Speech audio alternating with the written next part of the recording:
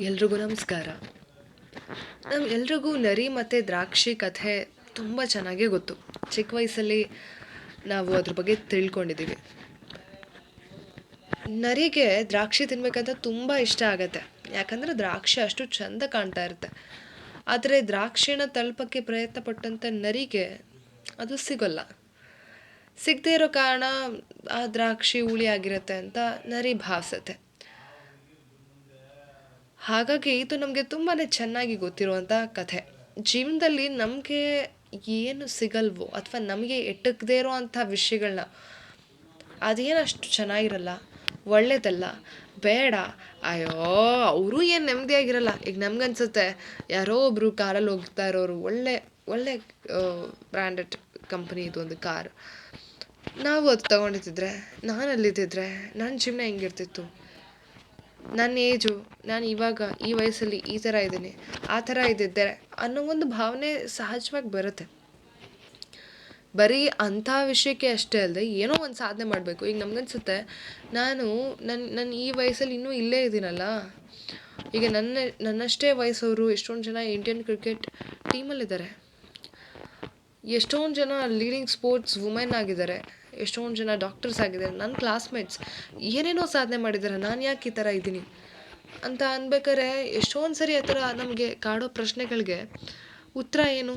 ಅಲ್ಟಿಮೇಟಾಗಿ ಏನು ಉತ್ತರ?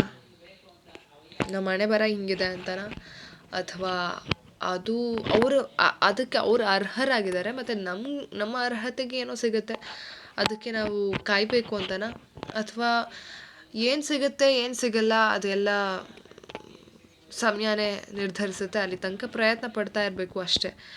ಪ್ರಯತ್ನ ನಮ್ಮದು, ಫಲ ಭಗವಂತಂದು ಅಂತಲೇ ನಂಬ್ಕೊಂಡು ಮುಂದೆ ಹೋಗಬೇಕು ಅಷ್ಟೇ ಅಲ್ವಾ. ನಮ್ಮ ಕೈಲಿ ಇನ್ನೇನಿದೆ.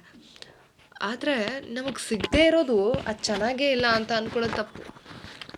ಮತ್ತು ನಮ್ಗೆ ಸಿಗದೇ ಇರೋದು ತುಂಬ ಚೆನ್ನಾಗಿದೆ ಮತ್ತು ಅದೇ ತುಂಬ ಒಳ್ಳೆ ಜೀವನ, ನಮ್ಮ ಜೀವನ ತುಂಬ ಕಳಪೆ ಆಗಿದೆ ಅಂದ್ಕೊಳ್ಳೋದು ಇನ್ನೂ ದೊಡ್ಡ ತಪ್ಪು. ಯಾಕಂದರೆ ನಾವು ಯಾವ ಜೀವನ ಜೀವಿಸ್ತಾ ಇದ್ದೀವಿ ಇದು ಎಷ್ಟೋ ಜನರ ಕನಸು. ಪುನೀತ್ ರಾಜ್ಕುಮಾರ್ ಸರ್ ಹೇಳ್ತಾರೆ ಆ ಒಂದು ಸಿನಿಮಾದಲ್ಲಿ, ರಾಜ್ಕುಮಾರ ಸಿನಿಮಾದಲ್ಲಿ. ಯಾಕಂದರೆ ನೋಡಿ, ನನಗೆ ಎಷ್ಟೊಂದು ಸರಿ ಅನಿಸುತ್ತೆ ನನಗಿಂತನೂ ಚೆನ್ನಾಗಿ ಬದುಕ್ತಾ ಇರೋರು ನೋಡಿದಾಗ ನನಗೂ ಅನಿಸ್ತಾ ಇತ್ತು. ಇವಾಗಲೂ ಕೆಲವೊಂದು ಸರಿ ಅನಿಸುತ್ತೆ. ಬಟ್ ಅಗೇನ್ ನೆಕ್ಸ್ಟ್ ಮೂಮೆಂಟ್ ನಂಗೆ ನೆನಪು ಬರೋದೇನೆಂದರೆ, ನಮಗಿಂತ ಕಷ್ಟಪಡ್ತಾ ಇರೋರು ಎಷ್ಟು ಜನ ಇಲ್ಲ.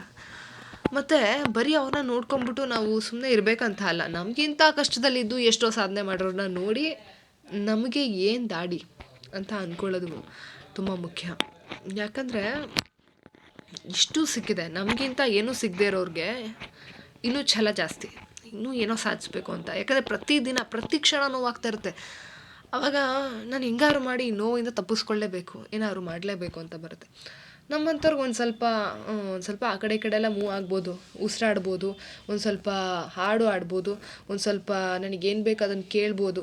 ಈ ರೀತಿ ಒಂದು ಸ್ವಲ್ಪ ಅವಕಾಶಗಳು ಜಾಸ್ತಿ ಇದೆ ಅಂದಾಗ ಇನ್ನೊಂದು ಸ್ವಲ್ಪ ಇನ್ನೂ ಅವಕಾಶ ಜಾಸ್ತಿ ಇದ್ದಿದ್ರೆ ಆರಾಮಾಗಿರ್ಬೋದಿತ್ತ, ಇನ್ನೂ ಚೆನ್ನಾಗಿರ್ಬೋದಿತ್ತ ಅನಿಸುತ್ತೆ. ಆದರೆ ಸಾಧನೆ ಮಾಡೋ ಕಡೆ ಗಮನ ಕಡಿಮೆ ಇರುತ್ತೆ. ಇನ್ನೂ ನಮಗಿಂತ ಆರಾಮಾಗಿರೋ ಜೀವನ ಬೇರೆ ಥರ. ಬಟ್ ಅದೆಲ್ಲದ್ರ ಮಧ್ಯೆನೂ ಸಾಧನೆ ಮಾಡೋಕ್ಕೆ ಒಂದು ದೃಢವಾದ ನಿಶ್ಚಲವಾದ ಒಂದು ಮನಸ್ಸಿದ್ರೆ ಖಂಡಿತ ಮಾಡ್ಬೋದು. ಇದು ಪಾಯಿಂಟ್ ಏನಂದರೆ, ಒಂದು ಏನೂ ಇಲ್ಲ ಅಂದ್ರೂ ಎಲ್ಲಿಗೋ ಹೋಗಬೇಕು, ನಾವು ಏನೋ ಸಾಧಿಸ್ಬೇಕು ಜೀವನದಲ್ಲಿ ಅಂದರೆ ಮಾಡ್ಬೋದು. ಎಲ್ಲ ಇದ್ದೂ ಮಾಡ್ದೇನೂ ಇರ್ಬೋದು. ಹಾಗಾಗಿ ಆ ವ್ಯಕ್ತಿಗೆ ಛಲ ಅನ್ನೋದು ವ್ಯಕ್ತಿ ಒಳಗಡೆಯಿಂದ ಇರಬೇಕು. ಇನ್ನೊಂದು ವಿಷಯ ಏನಪ್ಪ ಅಂದರೆ, ನನಗಿದು ಸಿಕ್ಕಿಲ್ಲ, ನನಗದು ಸಿಕ್ಕಿಲ್ಲ ಅನ್ನೋದು ಒಂದು ಕಡೆ.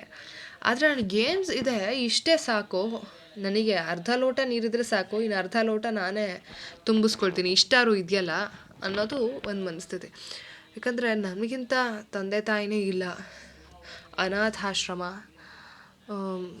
ಎಲ್ಲ, ಅವ್ರಿಗೆ ಯಾರು ಮೋಸ, ಯಾರು ಸುಳ್ಳು, ಯಾರು ಸರಿ, ಹೆಂಗೆ ಏನು ಅಂತ ಗೊತ್ತಿರಲ್ಲ, ಪ್ರಪಂಚದ ಜ್ಞಾನ ಗೊತ್ತಿರಲ್ಲ, ಜೀವನದಲ್ಲಿ ಎಷ್ಟೋ ವಿಷಯ ಗೊತ್ತಿರಲ್ಲ, ಕೇಳಕ್ಕೆ ಯಾರು ಇರೋದೂ ಇಲ್ಲ, ಅವ್ರ ಪ್ರಶ್ನೆಗಳಿಗೆ ಉತ್ತರ ಕೊಡೋರು ಇರಲ್ಲ, ಅವ್ರನ್ನ ಸಮಾಧಾನವಾಗಿ ನೋಡ್ಕೊಳ್ಳೋರು ಯಾರೂ ಇರಲ್ಲ, ಒಳ್ಳೆ ಊಟ ತಿಂಡಿ ಇರಲ್ಲ, ಬಟ್ಟೆ ಇರಲ್ಲ. ಅಷ್ಟೆಲ್ಲ ಇಲ್ಲದೆ ಇದ್ರೂ ಅವ್ರು ಏನೇನೋ ಮಾಡ್ತಾರೆ. ಅದು ಅವ್ರೊಳಗಿರೋ ಛಲದಿಂದ. ಹಾಗಾಗಿ ನಮ್ಮೊಳಗೆ ಒಂದು ಛಲ ಅಂದರೆ ಅಂತ ಅನ್ನೋದೊಂದು ಇದ್ದರೆ ಸಾಕು ಅನ್ನೋದು ಒಂದು. ಇನ್ನೊಂದೇನೆಂದರೆ, ದಯವಿಟ್ಟು ಯಾರು ಮಾಡಬೇಕು ಅಂದರೆ, ನನಗೆ ಹಿಂಗಿದೆ ಅದಕ್ಕೆ ನಾನು ಮಾಡೋಕ್ಕಾಗ್ತಿಲ್ಲ, ನನಗೆ ಹಂಗಿದೆ, ಇಲ್ಲ ನನಗೆ ಅಂಥ ಜೀವನ ಸಿಕ್ಕಿಲ್ಲ. Don't blame your situation, blame your self. Actually ಇಲ್ಲಿ ಯಾರು ಬ್ಲೇಮ್ ಮಾಡೋದು ಅವಶ್ಯಕತೆಯೇ ಇಲ್ಲ.